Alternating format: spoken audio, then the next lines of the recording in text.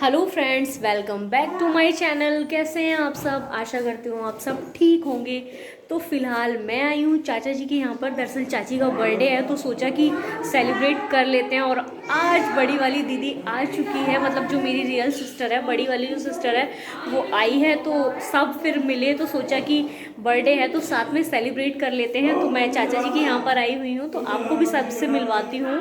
और ये है मुझसे बड़ी वाली सिस्टर जो मेरी रियल सिस्टर है, मेरी दीदी। और आज ये फाइनली बहुत दिनों के बाद आ चुकी है। मैंने आपके साथ भाई की शादी की कुछ वीडियो शेयर की थी, तो काफ़ी टाइम हो चुका है, 6-7 महीने। तो इतने लंबे इंतज़ार के बाद आज फाइनली दीदी आ गई है। तो हम सब आए हैं चाची का बर्थडे सेलिब्रेट करने।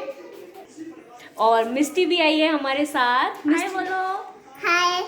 कैसे हैं आप सब? और ये हैं अम्मा। और इधर इन दोनों की मस्ती चल रही है।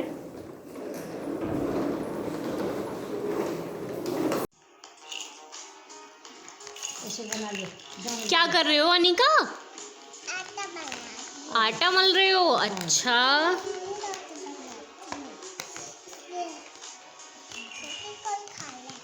तो इन्हें देखकर बचपन की यादें ताज़ा हो गई, वही बचपन के खेल।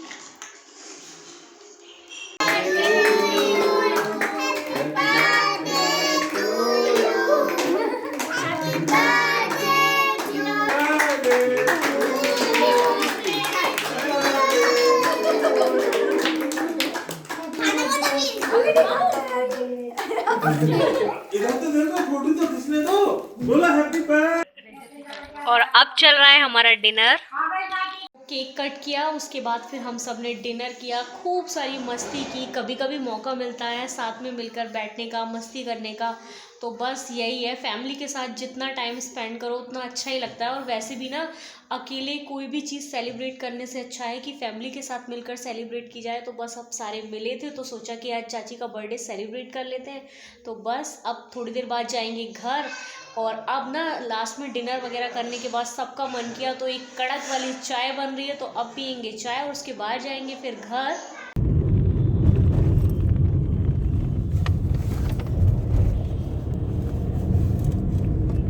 तो रात को बर्थडे से ही हम आने में थोड़ा सा लेट हो गए थे, 10 साढ़े 10 बज गए थे। और उसके बाद ना फिर घर पर भी आए। और भाई यही है कि इतने इतने दिनों बाद मिलते हैं तो बहुत सारी बातें हो जाती हैं। तो बस फिर रात में सब ऐसे ही बातें करते रहे। और वही है, दीदी तो वैसे भी अब काफ़ी टाइम बाद आई है तो उससे तो वैसे भी बहुत सारी बातें हो जाती हैं। और अब ना सुबह नहाकर पूजा वगैरह करके बस मैं रेडी हुई हूँ। मैं क्या, सभी रेडी होकर बस कहीं के लिए निकल रहे हैं। और वो आपको पता चलेगा थोड़ी देर बाद कि मैं कहाँ जा रही हूँ। तो आपको भी थोड़ा सा घुमाने के लिए लेकर चलती हूँ। संडे का दिन है तो पापा वगैरह सभी फ्री थे, तो पापा ने ऐसे ही अचानक से बोले कि चलो घूम आते हैं थोड़ा। तो फिर हमने सोचा कि चलो। फिर दीदी भी काफ़ी टाइम बाद आई है तो फिर ना जब हम सारे मिलते हैं तो कहीं ना कहीं का तो प्लान कर ही लेते हैं। बहुत ज़्यादा दूर नहीं जाते, तो कहीं आसपास जहाँ भी जाना पॉसिबल हो, जहाँ से फटाफट से आ सकें तो वहाँ चले जाते हैं। तो चलिए आपको भी लेकर चलती हूँ। तो चलिए, बस जाने की तैयारी ही है।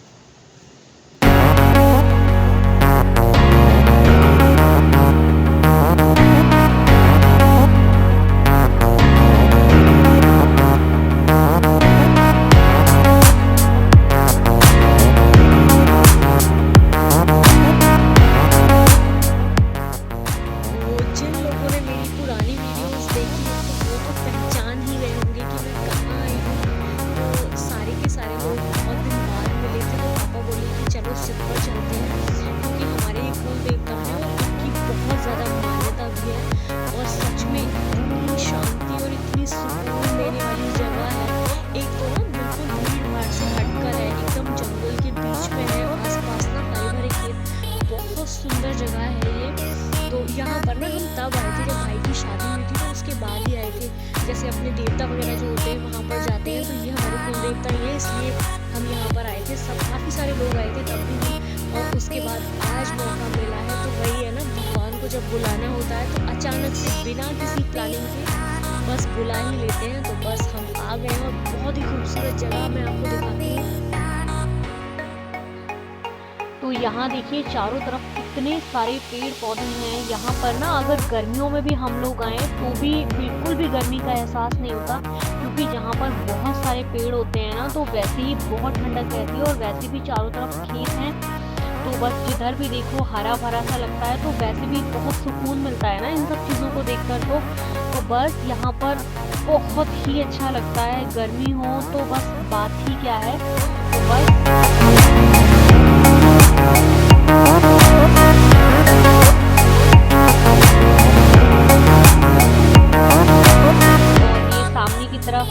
पापा और ये भैया और जीजू वगैरह सब लोग बात कर रहे हैं, वहाँ जो रहते हैं ना उन्हीं से ही बस बात कर रहे हैं। और देखिए मैं आपको चारों तरफ दिखा रही हूँ कि कैसा है।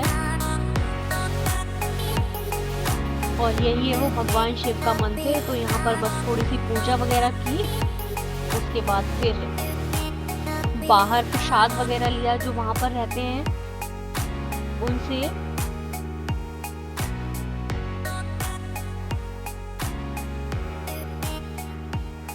और ये परिक्रमा करते हुए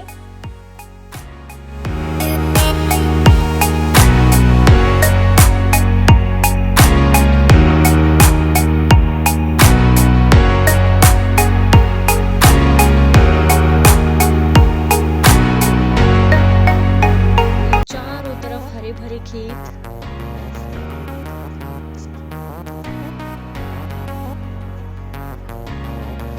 ऐसी जगह आकर ना अपने आप में ही बहुत सुकून मिलता है। और वैसे भी मुझे तो ना ये हरे भरे खेत, ये हरियाली और तीर्थ स्थलों पर जाना तो मतलब बहुत ज़्यादा अच्छा लगता है। कहीं भी अगर मौका मिलता है, पापा कभी बोलते हैं तो मैं कभी मना नहीं करती, क्योंकि ये सारी चीज़ें भी ना कहते हैं ना परमात्मा की कृपा के बिना संभव नहीं है। तो जब अगर उनकी कृपा होती है, उनको बुलाना होता है ना, तो वो एकदम से कब बुला ले पता भी नहीं चलता। सच में आपने देखा कि कितनी शांति है, मतलब बहुत ही सुकून है यहाँ पर। और यहाँ पर आपने देखा कि भीड़ भी नहीं है। हालांकि यहाँ पर ना मंडे में भीड़ रहती है क्योंकि भगवान शिव का मंदिर है, लेकिन हम लोग तो आज संडे के दिन आए हैं तो बिल्कुल भी भीड़ नहीं है, बहुत शांति है।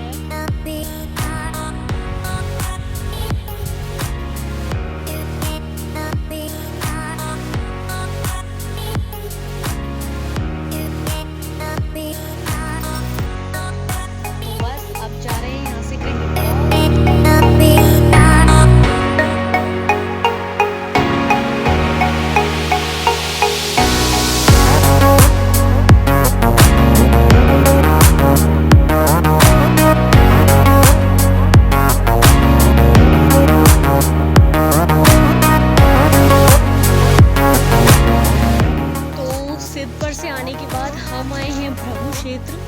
भृगु जी की जो तपोस्थली है बहुत ही अच्छी जगह है ये भी। यहाँ पे देखिए मैं आपको दिखाती हूँ, आगे की तरफ यज्ञशाला बनी हुई है, उधर वो मंदिर आपको दिख रहा है, और इधर ये भगवान शिव का मंदिर, गंगा का किनारा, बहुत ही शांति प्रिय वातावरण। और ये दीदी मंदिर में जा रही है इस टाइम। हमारी ही एक थे परिचित अंकल, मतलब पापा के साथ के ही, तो उन लोगों ने ना एकादशी का उद्यापन किया था। तो यहाँ पर ये सारे ब्राह्मण वगैरह ये भोजन कर रहे हैं, क्योंकि एकादशी का उद्यापन ना थोड़े बड़े स्तर पर होता है, काफ़ी सारे लोगों को मतलब भोजन वगैरह, और उसके बाद बहुत सारी चीज़ें दी जाती हैं। जो लोग जिन्होंने किया है वो लोग शायद जानते होंगे कि इसका जो उद्यापन है वो थोड़े बड़े स्तर पर है, और व्रतों के उद्यापन की अपेक्षा। तो ये सारे ब्राह्मण यहाँ पर भोजन कर रहे हैं। जो भृगु क्षेत्र है ना, यहाँ पर विद्यालय है, संस्कृत विद्यालय, तो बहुत सारे विद्यार्थी वगैरह यहाँ पर अध्ययन करते हैं।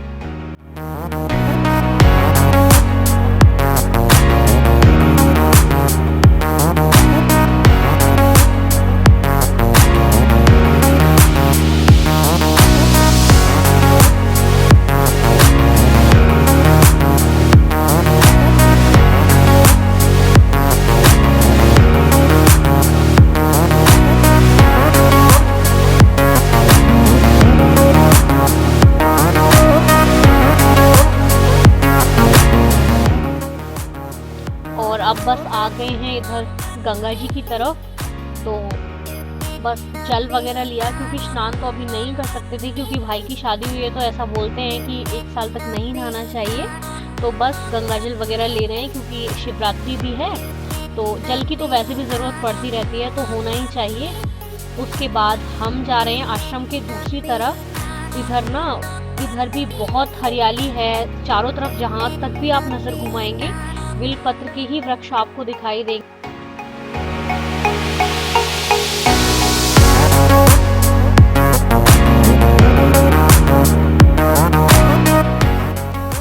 जो संतों की पावन भूमि कुरुक्षेत्र, ये जो है ना, इस तरफ जिधर मैं आई हूँ, इधर जितना भी आप दूर दूर तक नज़र घुमाएंगे आपको ना बेल पत्थर के ही पेड़ दिखाई देंगे चारों तरफ, इसीलिए इसे विल वन कहा जाता है। मैं आपको दिखाती हूँ।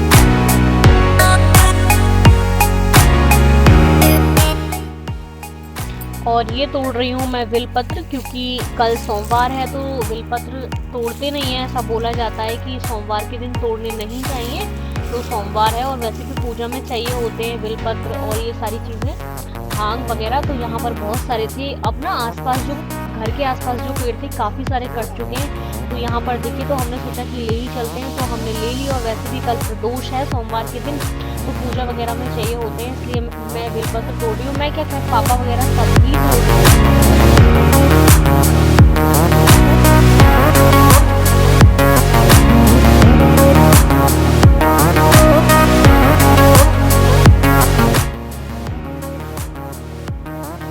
अब जा रहे हैं बस यहाँ से वापस। आज तो 2 जगह घूम लिए।